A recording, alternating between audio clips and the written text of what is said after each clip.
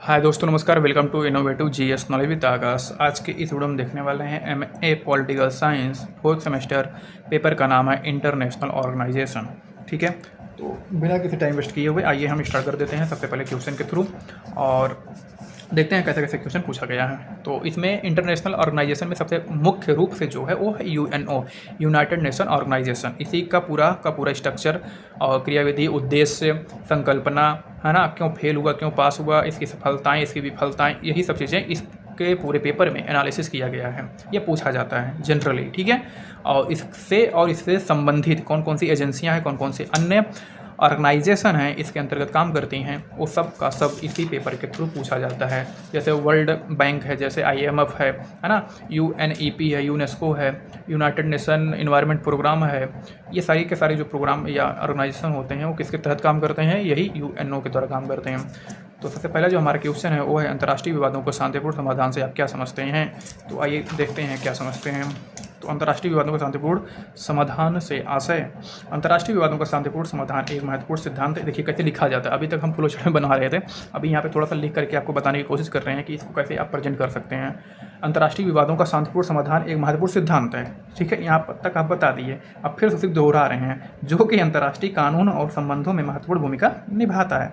यहाँ पर हम केवल ये बता रहे हैं महत्वपूर्ण सिद्धांत है, फिर अगला वर्ड नया है भूमिका निभाता है। यही दो चीज़ें दो वर्ड ले करके हम उसे घुमा फिरा करके बता रहे हैं। तो ऐसे आप भी कर सकते हैं। ठीक है, तो संबंधों में महत्वपूर्ण भूमिका निभाता है और यूएन चार्टर के अनुच्छेद 2(3) के में ये कहा गया है कि सदस्य राज्यों को अपने विवादों का शांतिपूर्ण तरीके से सुलझाना चाहिए। कैसे सुलझाना चाहिए, कौन कौन से तरीके होने चाहिए, तो बातचीत के माध्यम से, जांच प्रक्रिया के माध्यम से, यानी कि पारदर्शिता के साथ जांच किया जाए और फिर जो है इसको सुलझाया जाए, मध्यस्थता करके, सुलह सपाटा करके, पंच निर्णय करके, है ना, न्यायिक समाधान करके, यानी कि जो भी इंटरनेशनल कोर्ट है वहाँ पर मामले को ले जा करके, क्षेत्रीय एजेंसियाँ और व्यवस्थाओं के माध्यम से। तो ये हो गया पूरा लघुत्री में भी आपको हमने इसको एनालिसिस कर दिया।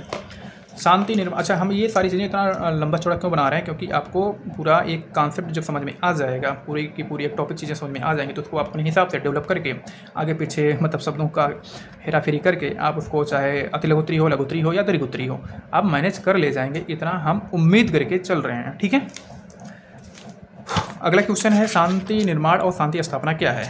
ठीक है, तो शांति निर्माण और शांति स्थापना, तो शांति निर्माण ये अलग है और शांति स्थापना ये अलग है। तो शांति निर्माण का जो उद्देश्य होता है वो संघर्ष के कारणों को दूर करना और दीर्घकालिक शांति स्थापित करना, ये शांति निर्माण का उद्देश्य होता है। वहीं शांति स्थापना का मतलब होता है या उद्देश्य होता है कि संघर्ष के दौरान या बाद में हिंसा को रोकना और शांति बनाए रखना। शांति निर्माण के कारक तत्व होते हैं संघर्ष कारण को दूर करना, सामाजिक संबंधों में सुधार करना, सुलह करना, सुशासन स्थापित करना, मानवाधिकारों का सम्मान करना। ध्यान दीजिएगा, सम्मान करना हो रहा है यहाँ पे शांति निर्माण के तहत या इस सिद्धांत के द्वारा। वहीं पर शांति स्थापना का जो कारक तत्व होता है वो होता है संघर्ष को रोकना या कम करना, युद्ध विराम की जो है निगरानी करना, शांति समझौतों का समर्थन करना, मानवाधिकारों की रक्षा करना। यहाँ ध्यान दीजिएगा, यहाँ पे सम्मान करना, यहाँ पे रक्षा करना हो रहा था। ठीक है, यहाँ पे रक्षा करना। तो ये होता है यहाँ तक का टॉपिक क्लियर, यानी कि शांति निर्माण और शांति स्थापना क्या है। अब आइए हम यहाँ से स्टार्ट करते हैं। यूएनईपी से आप क्या समझते हैं, यानी यूनाइटेड नेशन इन्वायरमेंट प्रोग्राम, इसका फुल फॉर्म होता है United Nation environment programme. UNO की एक जो है संस्था है, एक ऑर्गेनाइजेशन है। अब इसको हम आइए देखते हैं पीपीटी के रूप में। अब यहाँ से फ्लो चार्ट का कॉन्सेप्ट खत्म होता है। आइए हम चलते हैं लैपटॉप में आपको ले करके। तो चलिए स्टार्ट करते हैं लैपटॉप। पी से आप क्या समझते हैं, तो ध्यान दीजिएगा, इसका फुल फॉर्म होता है अरे यार चल क्यों नहीं रहा है, चल गया भाई, चल गया।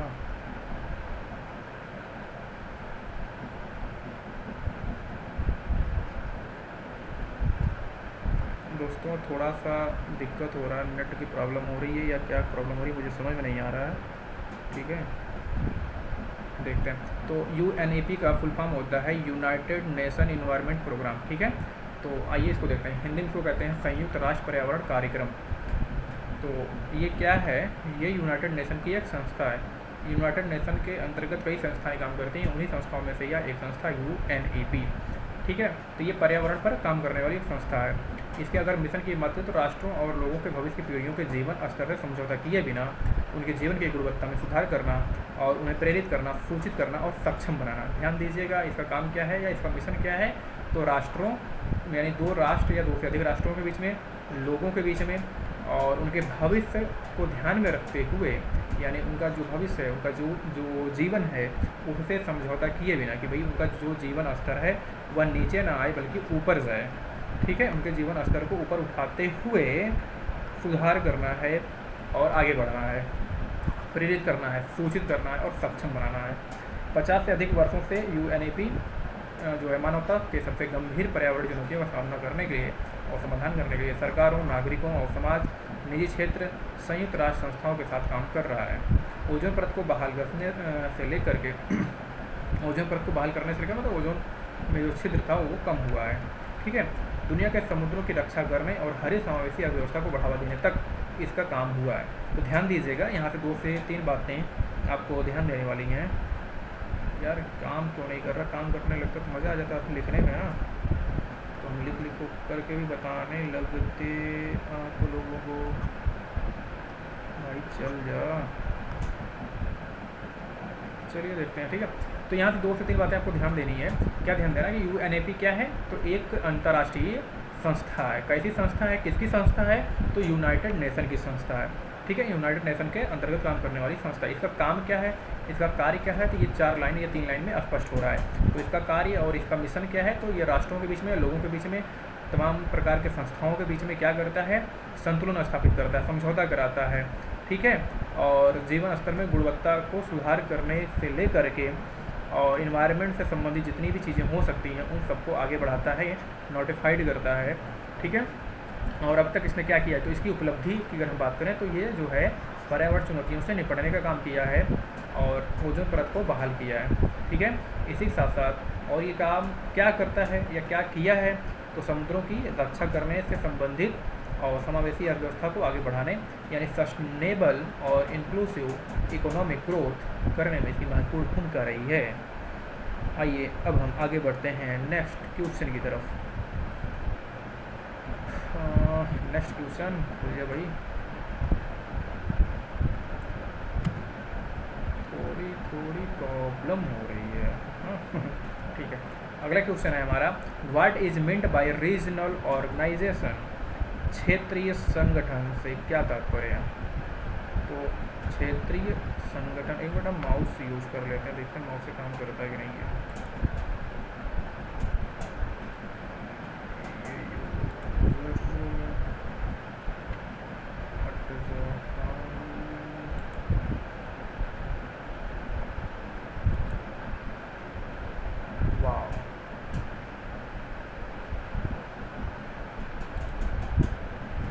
काम करने लगा। ठीक है। तो क्षेत्रीय संगठन से क्या तात्पर्य है, तो क्षेत्रीय संगठन का मतलब होता है एक भौगोलिक क्षेत्र में कुछ विशिष्ट उद्देश्यों के लिए बनाए गए संगठनों या समूहों का एक समूह होता है। ध्यान दीजिएगा, क्षेत्रीय संगठन इक्वल टू क्या होता है, कोई एक भौगोलिक क्षेत्र होगा, उस भौगोलिक क्षेत्र की कुछ विशेष आवश्यकताएं होंगी, है ना, कुछ आवश्यकताएं होंगी और उन्हीं आवश्यकताओं, उन्हीं ज़रूरतों को पूरा करने के लिए जो कुछ भी चीज़ें निर्धारित की जाएंगी वही उद्देश्य बन जाएंगे और इन्हीं उद्देश्यों की परिपूर्ति करने के लिए कुछ लोग एक साथ आएंगे और उन्हीं को हम कहते हैं क्षेत्रीय संगठन। फिर से सुनिएगा, चीज़ें लिखी हुई हैं, यहाँ से आप स्क्रीनशॉट भी ले सकते हैं या इसको आप खींच सकते हैं या कैमरा कर सकते हैं, जो भी कर सकते हैं आप कर सकते हैं, लेकिन हम समझा देते हैं ऐसे ओरली। सुनिएगा, ध्यान दीजिएगा।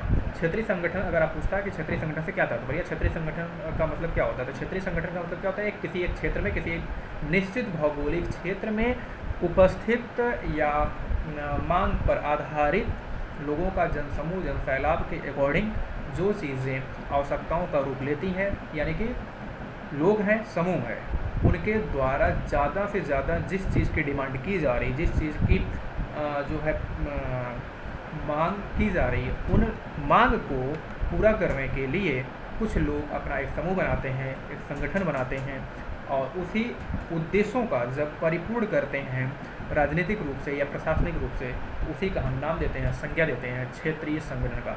अब ये चाहे जो है लोकल स्तर पे हो या नेशनल स्तर पे हो या इंटरनेशनल स्तर पर हो, इसी को हम कहते हैं रीजनल ऑर्गेनाइजेशन। इसी का एक एग्जाम्पल है जैसे कि ब्रिक्स, ठीक है, BRICS, ब्रिक्स, ठीक है, ब्राज़ील, रसिया, इंडिया, चाइना, ठीक है, और साउथ अफ्रीका। तो ये सब लोग क्या हैं, या ये किसके अंतर्गत आते हैं, यही रीजनल ऑर्गेनाइजेशन के अंतर्गत आते हैं।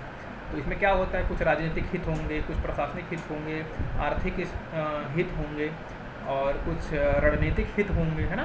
तो यही सब हित होते हैं। तो ये सब किसके हित हैं, उस ग्रुप में शामिल लोगों के, चाहे देश हो या कोई अन्य जो है समूह हो। तो उम्मीद करते हैं आपको यह समझ में आ गया होगा। आगे बढ़ते हैं।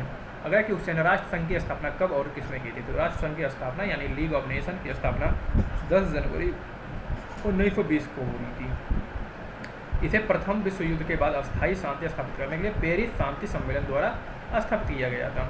राष्ट्र संघ का मुख्य उद्देश्य अंतर्राष्ट्रीय विवादों को शांतिपूर्ण तरीके से सुलझाना और विश्व शांति को बढ़ावा देना था। तो राष्ट्र संघ की स्थापना कब हुई थी, 10 जनवरी 1920 को हुई थी। क्यों हुई थी, क्योंकि शांति स्थापित किया गया था। किसका परिणाम था, तो ये विश्व युद्ध का परिणाम था। जब विश्व युद्ध हुआ तो उसके बाद का ये रिजल्ट निकला। किस सम्मेलन के थ्रू या किस सम्मेलन के तहत ये आया था, तो पेरिस शांति सम्मेलन के तहत आया था, ठीक है। तो ये ध्यान दीजिएगा, 3 से 4 बातें। आगे बढ़ते हैं। अगला क्वेश्चन है, संयुक्त राष्ट्र संघ की स्थापना कब और क्यों हुई थी। तो संयुक्त राष्ट्र संघ की स्थापना अभी हमने आपको बताया कि प्रथम विश्व युद्ध के बाद हुई थी। कौन से शांति समझौते के तहत हुई थी, तो पेरिस शांति समझौते के तहत हुई थी। कब हुई थी, 10 जनवरी 1920 को हुई थी। इसका उद्देश्य क्या है, इसका एम क्या है, तो इसका उद्देश्य अंतर्राष्ट्रीय सहयोग को बढ़ावा देना, देशों के बीच में विवादों को सुलझाना, विश्व शांति को स्थापना करना, ठीक है। हम यहाँ से लेजर ले लेते हैं ना, तो आप लोगों को ये जो शब्द हैं ये ठगेंगे नहीं। लेजर, लेजर, लेजर, वेरी गुड। और स्थापना का समय की अगर हम बात करें तो भैया 10 जनवरी 1920 को, ठीक है। स्थापना का कारण क्या था, तो प्रथम विश्व युद्ध के बाद विश्व में एक ऐसे मंच की आवश्यकता थी जो देशों के बीच विवादों को सुलझाया जा सके और शांति स्थापित किया जा सके, इसलिए राष्ट्र संघ की स्थापना की गई थी। प्रारंभिक सदस्य कौन थे, तो राष्ट्र संघ की स्थापना के समय 42 देशों ने इसमें शामिल किया गया था। तो ये रहा अगला क्वेश्चन। नेक्स्ट क्वेश्चन है, सामूहिक सुरक्षा से आप क्या समझते हो। What do you understand by a collective security. तो सामूहिक सुरक्षा का मतलब वही है नाटो, ठीक है। आगे देखते हैं इसी का एक एग्जाम्पल के रूप में, मतलब उस एग्जाम्पल के थ्रू इस क्वेश्चन को समझते हैं। तो सामूहिक सुरक्षा एक ऐसी व्यवस्था है जहां देश या राज्य मिल करके एक दूसरे की रक्षा करते हैं। सीधी सी बात है, सामूहिक सुरक्षा मतलब क्या, समूह के रूप में सबकी सुरक्षा, ठीक है। सामूहिक सुरक्षा इक्वल टू समूह के रूप में सभी की सुरक्षा, यानी किसी एक के ऊपर आक्रमण होगा, सभी लोग मिलकर के आक्रमण करेंगे, इज कॉल्ड कलेक्टिव सिक्योरिटी। तो एक ऐसी व्यवस्था होती है जहाँ पर देश या राज्य मिलकर एक दूसरे की रक्षा करते हैं और किसी भी राज्य द्वारा किए गए हमले को सभी राज्यों के खिलाफ हमला माना जाता है, ठीक है, जैसा कि हमने अभी आपको स्पष्ट रूप से बताया। विस्तार से अगर हम समझने की कोशिश करें तो यहाँ पर ये दिया गया है, सामूहिक सुरक्षा एक सुरक्षा व्यवस्था है जिसमें सभी राज्य सामूहिक रूप से एक दूसरे की सुरक्षा के लिए प्रतिबद्ध होते हैं, ठीक है, संकल्पित होते हैं। अगर कोई राज्य किसी अन्य राज्य पर हमला करता है तो सभी राज्य उस राज्य पर हमला करने के लिए मिलकर कार्य करेंगे। यह व्यवस्था अंतर्राष्ट्रीय शांति और सुरक्षा को बनाए रखने के लिए एक महत्वपूर्ण उपकरण है। उदाहरण के लिए संयुक्त राष्ट्र सुरक्षा परिषद सामूहिक सुरक्षा की एक संस्था है जो अंतर्राष्ट्रीय शांति और सुरक्षा को बनाए रखने के लिए कार्रवाई करती है।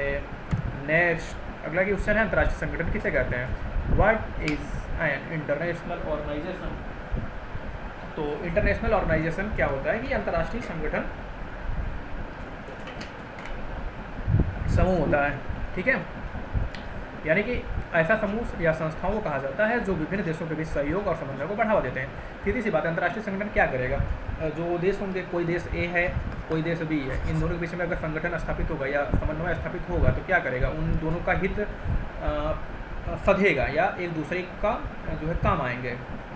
तो कैसे काम आ सकते हैं, राजनीतिक रूप से, प्रशासनिक रूप से या रणनीतिक रूप से, आर्थिक रूप से, यही सब काम करेंगे। समन्वय इन्हीं सब चीज़ों में बनाया जाता है ना, सहयोग किसमें किया जाएगा, इन्हीं सब चीज़ों में किया जाएगा, व्यापार में, यानी कि आर्थिक रूप से हो गया, ठीक है।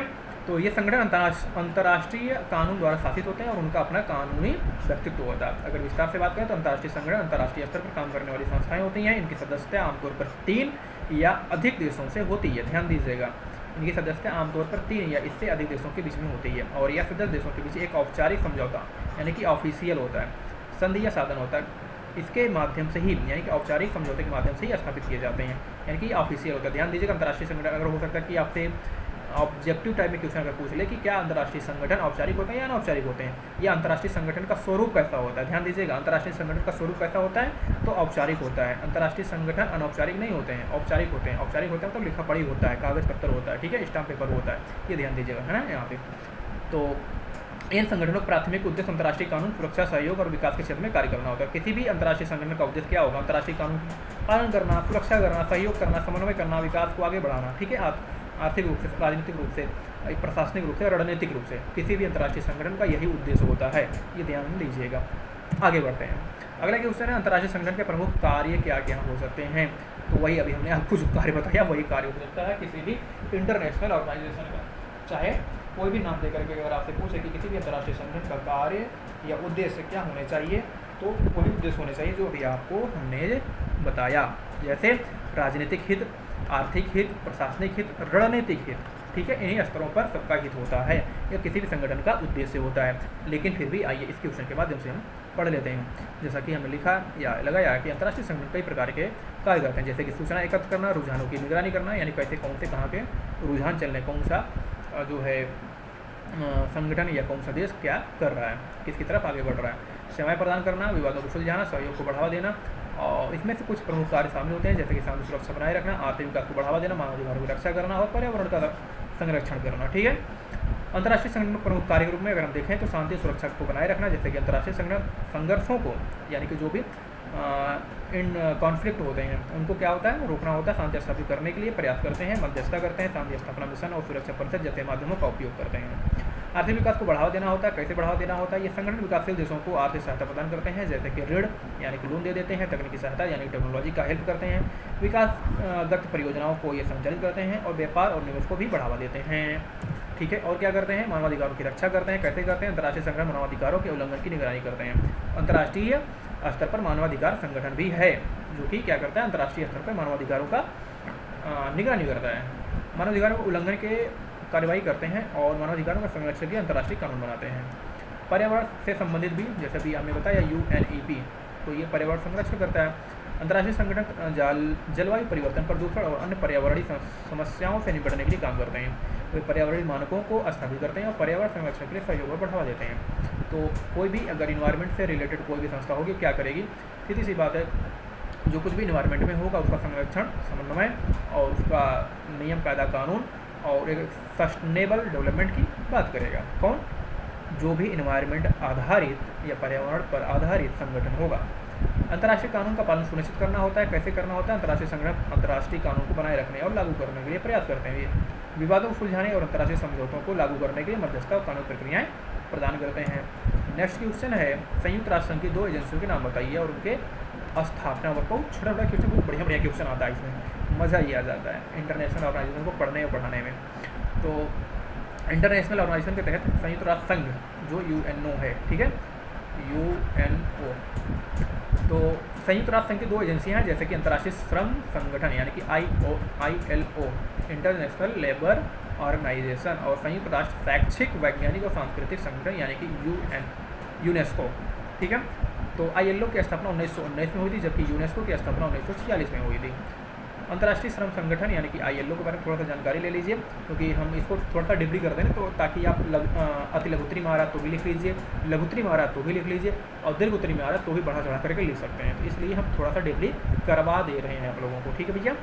तो अंतर्राष्ट्रीय संगठन यानी कि अंतर्राष्ट्रीय श्रम संगठन अर्थात इंटरनेशनल लेबर ऑर्गेनाइजेशन के बारे में थोड़ी सी जानकारी ले लीजिए। या संयुक्त राष्ट्र की एक विशेष एजेंसी है जो विश्व के श्रम मानकों को बढ़ावा देने और सामाजिक और आर्थिक न्याय के लिए काम करने में मदद करती है। संयुक्त राष्ट्र शैक्षिक, वैज्ञानिक और सांस्कृतिक संगठन यानी कि UNESCO क्या है, तो यह संयुक्त राष्ट्र की एक अन्य विशेष एजेंसी है जो शिक्षा के क्षेत्र में, विज्ञान के क्षेत्र में, सांस्कृतिक क्षेत्र में, संचार के क्षेत्र में काम करती है। यह विश्व में शैक्षिक व्यवस्था, वैज्ञानिक और सांस्कृतिक व्यवस्था को आदान प्रदान करने के लिए जानी जाती है और उसको क्या करती है, संरक्षित करती है, संरक्षण प्रदान करती है। आप सुने होंगे कि UNESCO में शामिल साइट कौन कौन से हैं, इसमें शायद 42-46 जो है स्थानों को शामिल किया गया है। नेक्स्ट क्वेश्चन है, अंतर्राष्ट्रीय संगठन के उद्देश्य क्या होते हैं। अभी हमने आपको बताया कि अंतर्राष्ट्रीय किसी भी अंतर्राष्ट्रीय संगठन का उद्देश्य क्या होना चाहिए, लेकिन फिर भी आइए देख लेते हैं। अंतर्राष्ट्रीय संगठन के मुख्य उद्देश्य के रूप में अंतर्राष्ट्रीय सहयोग को बढ़ावा देना होता है, शांति बनाए रखना होता है, मानव अधिकारों की रक्षा करना होता है, सामाजिक आर्थिक विकास को बढ़ावा देना होता है। यह संगठन बहुपक्षीय समझौतों के माध्यम से, बहुपक्षीय मतलब ढेर सारे पक्ष होते हैं, ढेर सारे पक्ष होते हैं मतलब कि ढेर सारे इसमें देश शामिल होते हैं, और इन्हीं बहुपक्षीय समझौतों के माध्यम से राष्ट्र राज्यों के बीच सहयोग को स्थापित किया जाता है। विस्तार से अगर बात करें तो अंतर्राष्ट्रीय सहयोग को बढ़ावा देना, कैसे बढ़ावा देना? अंतर्राष्ट्रीय संगठन विभिन्न क्षेत्रों में देश के बीच में सहयोग को बढ़ावा देते हैं, जैसे कि सुरक्षा के क्षेत्र में, कानून के क्षेत्र में, अर्थव्यवस्था के क्षेत्र में, सामाजिक मामले के क्षेत्र में और कूटनीति के मामले में।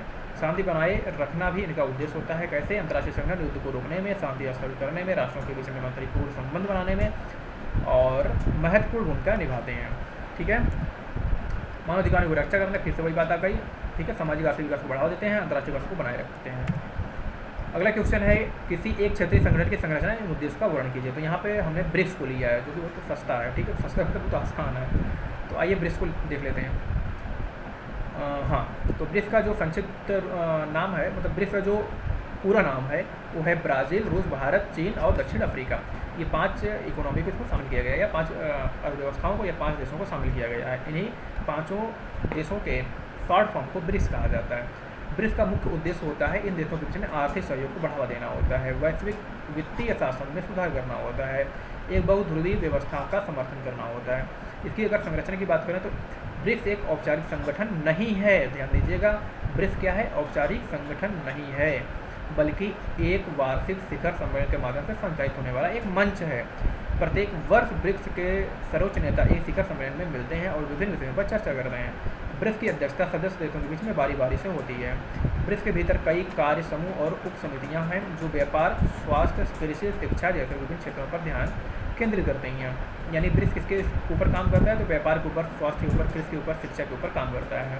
ब्रिक्स में एक न्यू डेवलपमेंट बैंक यानी ENDB है, जो बुनियादी ढांचे और सतत विकास परियोजनाओं को वित्त पोषित करता है, यानी पैसा देता है। ब्रिक्स में एक आकस्मिक आरक्षित व्यवस्था भी यानी CRA भी है, जो कि सदस्य देशों को भुगतान संतुलन संकट के समय वित्तीय सहायता प्रदान करता है जब भी संकट आ जाता है इन देशों के बीच में। तो ब्रिक्स के उद्देश्य की अगर हम बात करें तो आर्थिक सहयोग को बढ़ावा देना, वैश्विक वित्तीय शासन में सुधार करना, एक बहुध्रुवीय विश्व व्यवस्था का समर्थन करना, सतत विकास को बढ़ावा देना, सांस्कृतिक आदान प्रदान करना। अगला क्वेश्चन है, मानव अधिकारों के घोषणा पत्र से आप क्या समझते हैं? तो मानव और नागरिक अधिकारों के इतिहास में एक आधारभूत पाठ घोषणा में 30 लेख शामिल हैं, जो किसी व्यक्ति के मूल अधिकारों और मौलिक स्वतंत्रताओं का विवरण देते हैं और उनके सार्वभौमिक चरित्र को अंतर्निहित, अविभाज्य और सभी मनुष्यों पर लागू होने की पुष्टि करते हैं। ठीक है, तो मानवाधिकार घोषणा पत्र से आप क्या समझते हैं? तो सीधी सी बात है कि मानवाधिकार का जो घोषणा पत्र है उसमें क्या होता है, किसी भी व्यक्ति का जो मूल अधिकार होता है मौलिक रूप से, जो कि एक मानव होने के नाते जो मानव को अधिकार मिलता है, उसी को हम कहते हैं मानवाधिकार। ठीक है, अगला है, पर्यावरण के संबंध में संयुक्त राष्ट्र संघ के प्रयासों का वर्णन कीजिए। तो आइए देख लेते हैं संयुक्त राष्ट्र संघ का प्रयास क्या क्या है। तो संयुक्त राष्ट्र संघ UN ने पर्यावरण के संरक्षण और सतत विकास को बढ़ावा देने के लिए कई प्रयास किए हैं, जिसमें कि संयुक्त राष्ट्र पर्यावरण कार्यक्रम यानी कि UNEP, United Nation environment programme, विभिन्न अंतर्राष्ट्रीय समझौते, पर्यावरण पर संयुक्त राष्ट्र सम्मेलन और एजेंडा 2030 जैसे प्रमुख कार्यक्रम शामिल किया हुआ है। ठीक है, तो UNEP पर्यावरण की निगरानी करता है, विज्ञान से नीति को सूचित करता है और पर्यावरण चुनौतियों पर प्रतिक्रियाओं का समन्वय करता है। संयुक्त राष्ट्र संघ के पर्यावरण संबंधी प्रयास कौन कौन से किए गए हैं? तो सबसे पहला जो प्रयास है UNEP का ही है। तो UNEP कहाँ से निकला है? UNO से निकला हुआ है। तो UNEP जो है 1972 में स्थापित किया जाता है और इसका उद्देश्य क्या होता है? पर्यावरण की स्थिति की निगरानी करना, विज्ञान से नीति को सूचित करना और दुनिया की पर्यावरणीय चुनौतियों के प्रति प्रतिक्रियाओं का समन्वय करना है। यह जलवायु परिवर्तन, प्रदूषण और जैव विविधता की हानि जैसी चुनौतियों का समाधान करता है। सरकारों, नागरिक समाज और निजी क्षेत्र के साथ मिलकर काम करता है।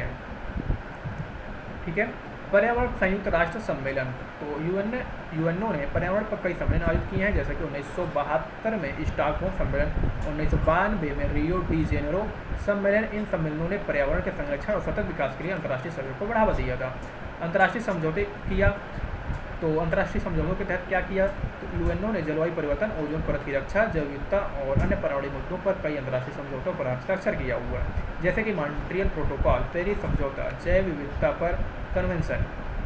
एजेंडा 2030 क्या है? तो 2015 में संयुक्त राष्ट्र महासभा ने एजेंडा 2030 को अपनाया था, जो कि 2030 तक 17 सतत विकास लक्ष्यों यानी कि SDG यानी कि सस्टेनेबल डेवलपमेंट प्रोग्राम को प्राप्त करने के लिए एक व्यापक कार्य योजना है। इन लक्ष्यों में जलवायु परिवर्तन, गरीबी, असमानता, पर्यावरण संरक्षण जैसे मुद्दों को शामिल किया गया है। अगला क्वेश्चन है राष्ट्र संघ के कार्यों का वर्णन कीजिए। तो राष्ट्र संघ एक अंतर्राष्ट्रीय संगठन है जिसकी स्थापना प्रथम विश्व युद्ध के बाद हुई थी। इसका मुख्य उद्देश्य विश्व शांति स्थापित करना, अंतर्राष्ट्रीय सहयोग को बढ़ावा देना।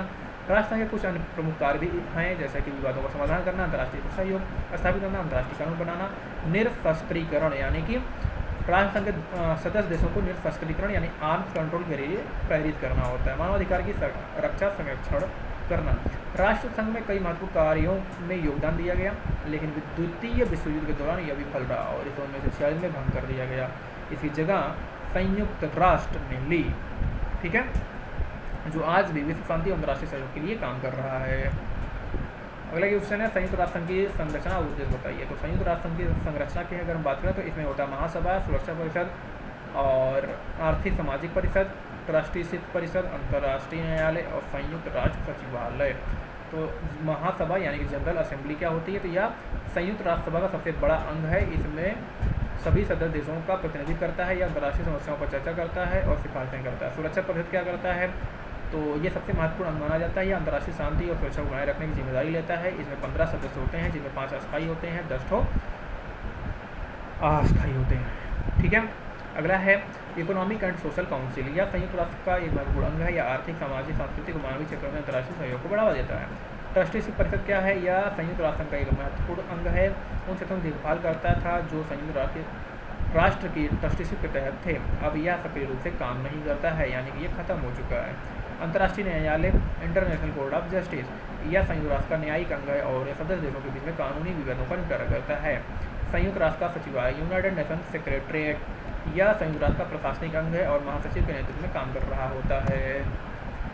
और इसके अगर उद्देश्य की हम बात करें, यानी कि यूनाइटेड नेशन के उद्देश्य की, तो यूनाइटेड नेशन के उद्देश्य को आइए देखते हैं। तो अंतर्राष्ट्रीय शांति और सुरक्षा को बनाए रखना। संयुक्त राष्ट्र का प्राथमिक उद्देश्य दुनिया में शांति सुरक्षा को सुनिश्चित करना होता है। राष्ट्रों के बीच में मैत्रीपूर्ण संबंध स्थापित करना होता है। अंतर्राष्ट्रीय सहयोग को बढ़ावा देना होता है। वैश्विक समस्याओं के समाधान के लिए एक केंद्र के रूप में काम करना होता है। और अंत में अगर सारांश के रूप में कहा जाए तो संयुक्त राष्ट्र संघ एक वैश्विक संगठन है जिसका उद्देश्य अंतर्राष्ट्रीय शांति और सुरक्षा बनाए रखना होता है, देशों के बीच सहयोग बढ़ावा देना और वैश्विक चुनौतियों से निपटारा दिलाना।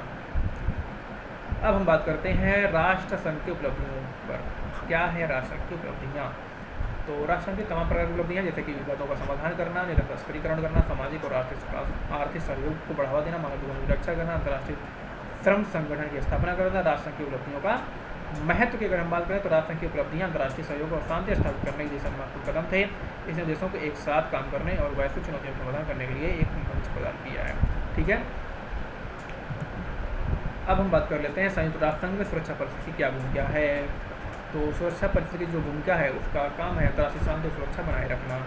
संयुक्त राष्ट्र चार्टर के तहत स्थापित किया गया है यह, और इसमें 15 सदस्य होते हैं, 5 अस्थायी होते हैं और 10 अस्थायी होते हैं। 5 अस्थायी सदस्यों में क्या है, चीन है, फ्रांस है, रूस है, यूनाइटेड किंगडम है और संयुक्त राज्य अमेरिका है। दुनिया के सबसे 5 बड़ी महा इकोनॉमी इसमें शामिल की गई हैं। सुरक्षा परिषद की अगर हम भूमिका की बात करें तो अंतर्राष्ट्रीय शांति और सुरक्षा को बनाए रखना, संकटों का समाधान करना, संयुक्त राष्ट्र संचालन में भूमिका स्थापित करना, वीटो का शक्ति है ना, कानूनी रूप से बाध्यकारी निर्णय, ठीक है। तो ये सब आप स्क्रीनशॉट ले लीजिएगा, हम ऊपर की हेडिंग बता दे रहे हैं आप लोगों को। कम से कम टाइम में ज़्यादा से ज़्यादा आउटकम देने के चक्कर में हम इतना समझा रहे हैं कि भाई मैक्सिमम से मैक्सिमम आउटकम आपका निकल जाए इस वीडियो से। विश्व में शांति स्थापित करने में संयुक्त राष्ट्र संघ की भूमिका। तो संयुक्त राष्ट्र संघ की भूमिका वैसे है अंतर्राष्ट्रीय शांति और सुरक्षा के रूप में, संघर्ष समाधान के रूप में, मानवाधिकार की रक्षा करने के लिए, सतत विकास बनाने के लिए, मानवीय सहायता करने के लिए, अंतर्राष्ट्रीय सहयोग करने के लिए, ठीक है। वही बार बार चीज़ें घूम फिर के आ रही हैं। तो अगला है राष्ट्र संघ की स्थापना के असफलता के कारणों की चर्चा कीजिए। तो राष्ट्र संघ कैसे असफल हो गया, आइए इसको देखते हैं। संयुक्त राष्ट्र संघ की स्थापना द्वितीय विश्व युद्ध की भयावह स्थिति के बाद हुआ था और विश्व शांति बनाए रखने के संघर्षों को रोकने के लिए 24 अक्टूबर 1945 को हुई थी संयुक्त राष्ट्र संघ। ध्यान दीजिएगा, संयुक्त राष्ट्र संघ 24 अक्टूबर 1945 हुई थी। हालांकि संयुक्त राष्ट्र की कुछ उपलब्धियां रही हैं, लेकिन कुछ ऐसे कारण भी हैं जो उसकी सफलता को सिद्ध करते हैं, जैसे कि शक्तिशाली राष्ट्रों का अलगाव, संघर्षों को रोकने में असफलता, आंतरिक विवादों का समाधान न कर पाना। संयुक्त राष्ट्र संघ की स्थापना द्वितीय विश्व युद्ध के बाद संयुक्त राष्ट्र संघ की स्थापना का मुख्य उद्देश्य शांति व्यवस्था स्थापित करना, होने वाले संकटों को रोकना था। संयुक्त राष्ट्र संघ का चार्टर 26 देशों द्वारा 1 जनवरी 1942 को वहां संगठन में हस्ताक्षर किया गया था। संयुक्त राष्ट्र संघ के 6 प्रमुख अंग हैं: महासभा, सुरक्षा परिषद, आर्थिक और सामाजिक परिषद, न्याय परिषद और अंतर्राष्ट्रीय न्यायालय और सचिवालय। संयुक्त राष्ट्र संघ में वर्तमान 193 सदस्य देश शामिल हैं। 11 जुलाई 2011 को दक्षिणी सूडान को नवीनतम सदस्य के रूप में जोड़ा गया था। संयुक्त राष्ट्र संघ की अगर विफलताएं यानी कि असफलता के बारे में बात करें तो राष्ट्रीय स्तर पर अलगाव करना, यानी शक्तिशाली राष्ट्रों का अलगाव करना, संघर्षों में रोक पाने में असफल, आंतरिक विवादों का समाधान न कर पाना, पक्षपात और भ्रष्टाचार करना। ठीक है, और निष्कर्ष के रूप में अगर बात करें तो संयुक्त राष्ट्र संघ एक महत्वपूर्ण अंतर्राष्ट्रीय संगठन है जिसने विश्व शांति स्थापना में या स्थापित करने के लिए क्षेत्रों में काम किया है, महत्वपूर्ण काम किया है, महत्वपूर्ण भूमिका निभाई है। लेकिन कुछ इसकी विफलताएं हैं जो कि उसकी कार्यक्षमता को सीमित कर रही हैं। संयुक्त राष्ट्र संघ को अपनी कार्यप्रणाली खुदा करने की जरूरत होती है या ज़रूरत है। सभी देशों को शामिल करने की आवश्यकता है ताकि विश्व शांति स्थापित किया जा सके। इसीलिए संयुक्त राष्ट्र सुरक्षा परिषद में शामिल होने के लिए भारत बार बार कोशिश कर रहा है कि भैया यह अप्रासंगिक होता चला जा रहा है। संयुक्त राष्ट्र संघ एवं उसके अंगों पर चर्चा कीजिए। फिर से वही बात आ गई। ठीक है, तो ये सब आप लोग देख लीजिएगा। संयुक्त राष्ट्र संघ के प्रमुख अंग में महासभा, सुरक्षा परिषद, बार बार वही चीज़ें घूम फिर करके आ रही हैं। आर्थिक सामाजिक परिषद, न्याय परिषद, अंतर्राष्ट्रीय न्यायालय, सचिवालय, सब हमने आपको बता दिया है। एक क्वेश्चन करेंगे तो कई क्वेश्चन सॉल्व हो जाएंगे। कई हाँ ठीक है। शीत युद्ध के बाद के युग में संयुक्त राष्ट्र की भूमिका, ठीक है, ये हो सकता है। शीत युद्ध के बाद युग में संयुक्त राष्ट्र की भूमिका मुख्य रूप से शांति और सुरक्षा बनाए रखने, सामाजिक आर्थिक विकास को बढ़ावा देने, अंतर्राष्ट्रीय सहयोग को प्रोत्साहित करने। शीत युद्ध के अंत के साथ कुछ बदलाव हुए, जैसे संयुक्त राष्ट्र सुरक्षा परिषद में शीत युद्ध के दौरान उत्पन्न तनाव कम होना शांति स्थापित अभियानों में वृद्धि करता है। विस्तार की बात करें तो शांति, सुरक्षा, सामाजिक आर्थिक विकास करना, अंतर्राष्ट्रीय सहयोग स्थापित करना, सुधार करना। ठीक है, और अंततः संक्षेप में या सारांश में शीत युद्ध के बाद संयुक्त राष्ट्र संघ ने शांति सुरक्षा बनाए रखने, सामाजिक आर्थिक विकास को बढ़ावा देने, घूम फिर के देखिए वही आगे बढ़ रहा है भारत, है ना। ऐसे आप भी घूम सकते हैं। अंतर्राष्ट्रीय सहयोग को प्रोत्साहित करने के लिए भूमिका इसकी बढ़ाई गई थी। तो यहाँ पर ये होता है आपका ट्यूशन समाप्त। ठीक है ठीक है ठीक है, इतना ही ट्यूशन था भैया। ठीक है, लघु त्री में एक मिनट हम देख लेते हैं। लघु त्री, दीर्घोत्तरी, हाँ, तो अति लघुत्री, लघुत्री और दीर्घोत्तरी तो हमने शायद ध्यान नहीं दिया। ठीक है, 2 क्वेश्चन जो है हमने इस वीडियो में, यानी आप जो वीडियो आप देख रहे हैं, ठीक है, शांति निर्माण और शांति स्थापना में क्या अंतर है और अंतर्राष्ट्रीय विवादों के शांतिपूर्ण समाधान से आप क्या समझते हैं, ये 2 क्वेश्चन का एक अलग वीडियो बना है, तो उसको हम इसी में मर्ज कर देंगे। ठीक है, हालांकि इसमें भी मैंने स्टार्टिंग में वेलकम कर दिया है, तो उसको आप लोग मैनेज कर लीजिएगा, लेकिन उसको हम शुरुआत में मर्ज करके अपलोड कर देंगे, तो मिला करके देख लीजिएगा। तो ये होता है कि क्वेश्चन समाप्त आपका इंटरनेशनल ऑर्गेनाइजेशन वाला। तो 3 पेपर हो चुका है, बचता है अब 1 पेपर। ठीक है, और उस पेपर का नाम है आपका पॉलिटिकल साइंस में third world perspective theory and issues, शायद यही है ना। हाँ यही है। तो अब इस क्वेश्चन को या फिर इस पेपर को हम कल या परसों के आसपास हम अपलोड करने की कोशिश करेंगे, ठीक इसी तरह से, है ना। तो अगर बताइएगा आप लोगों का ये वाला पैटर्न अच्छा लगा कि नहीं अच्छा लगा, या फिर वही लिखने वाला अच्छा था, हैंड नोट्स अच्छा था, या ये कंप्यूटर वाला या पीपीटी वाला अच्छा था। क्वेश्चन उठा लें और फिर उसके बाद हम ChatGPT से आंसर ले करके लगा दें और फिर उसके बाद हम डिस्कस कर दें इस तरीके से। तो जो भी होगा प्लीज़ कमेंट आप लोग किया करिए यार, है ना। कमेंट करते हैं तो उससे मज़ा आता है कि हाँ भैया कैसा वीडियो हम बना रहे हैं, कैसा नहीं बना रहे हैं, अच्छा बना रहे हैं, ख़राब बना रहे हैं, जो भी है। तो चलिए आज का वीडियो यहीं तक, मिलते हैं नेक्स्ट वीडियो में नेक्स्ट टॉपिक के साथ, नेक्स्ट कॉन्सेप्ट के साथ। तब तक के लिए नमस्कार, जय हिंद, वंदे मातरम।